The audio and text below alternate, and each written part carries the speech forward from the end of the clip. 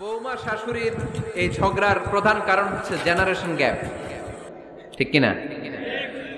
শাশুড়ি এক জেনারেশনের আর বৌমা আরেক জেনারেশনের। শাশুড়ি ভাবে একরকম, বৌমা ভাবে আরেক রকম।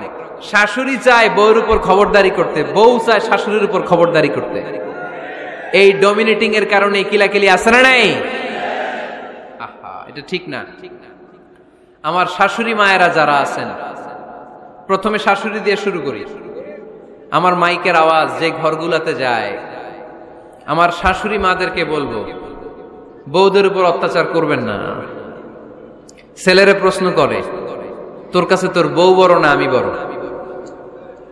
আছে না নাই? এটা একটা প্রশ্ন হইল। তোর বউ বড় না আমি বড়? দুইজনেই বড়। তো এক ছেলে সুন্দর উত্তর দিছে, আমার কাছে ভালো লাগছে উত্তরটা শুনে।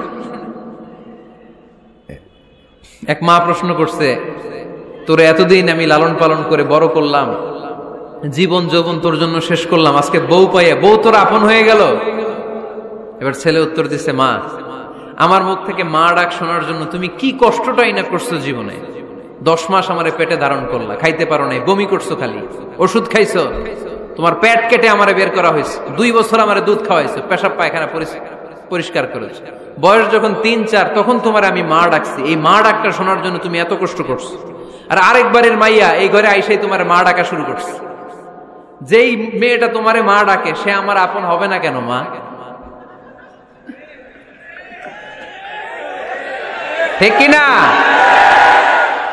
এই মা ডাক শোনার জন্য তুমি এত কষ্ট করলা, আমার লালন পালন করলা, 10 মাস পেটে ধরলা, পেশাব পায়খানা পরিষ্কার করলা, এরপরে মা ডাক শুনতে পারছে। আর আরেকবারের মেয়ে জানা নাই চিনা নাই এসেই তোমার ডাকা শুরু করছে মা। তো যে আমার মারে মা ডাকে তার স্থান তো আমার কলিজায়, ঠিক কিনা?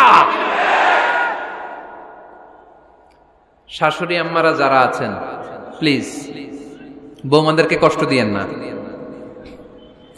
অনেক শাশুড়ি আছে পান থেকে চুন খসলে রেগে যায়, পদে পদে স্ত্রীর ভুল ধরে, বউয়ের ভুল ধরে, আছে না নাই? এটা করবেন না। সে তো নতুন, আপনার অনেক এক্সপিরিয়েন্স হতে তার সময় লাগবে, তাকে সময় দিন, তাকে ভালোবাসুন, ঠিক কিনা? না বুঝে সামান্যতে বৌমারে বদদোয়া দেয়, এরকম আছে না নাই?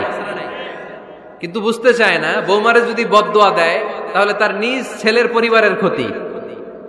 পেটে ধরা যে ছেলে, ছেলের পরিবারের কিন্তু ক্ষতি, তার আপন নাতি নাতনিদেরই ক্ষতি। আওয়াজ করে বলেন ঠিক কিনা? বৌমাকে বদদোয়া দিয়েন না। বৌমাকে নিজের মেয়ের মতো দেখবেন। সমাধান আমি দিচ্ছি, কেমন দেখতে হবে?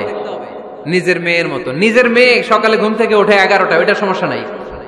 বৌমা কেন উঠলো না, ওইখানেই ঝামেলা, আছে না নাই?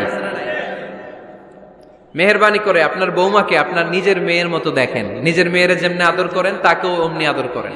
আপনার বৌমারে যদি আপনি কষ্ট দেন, মনে রাখবেন আপনার নিজের মেয়েটাও আরেকবারের বউ হয়ে কয়েকদিন পরে যাবে।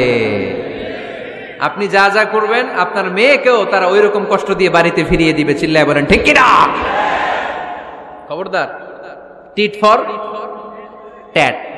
ইট্টি মারলে পাটকেলটি খেতে হয়। এজন্য শাশুড়ি আম্মা জানারা যারা আছেন, বৌমার সাথে খারাপ আচরণ করবেন না মেহেরবানি করে। তাকে আপনি কষ্ট দিলে আপনার নিজের মেয়েটাও আরেক বাড়ির বৌমা হবে, সেও ওই বাড়িতে এই কষ্টগুলো ভোগ করবে। এগুলো যখন আপনি শুনবেন তখন আপনার চোখ দিয়ে পানি পড়বে কি পড়বে না?